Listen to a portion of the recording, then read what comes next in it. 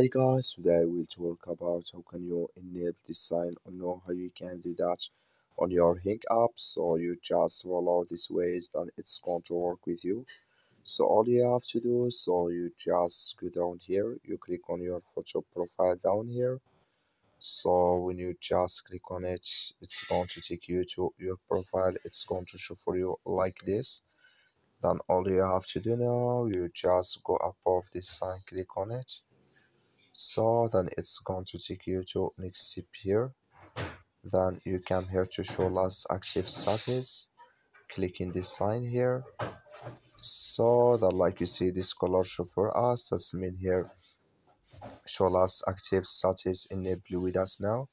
So that's all you have to do to enable this sign here. I wish now you are get it. That's all. Thank you for watching. Don't forget to support us by liking, subscribe. Thank you for your watching.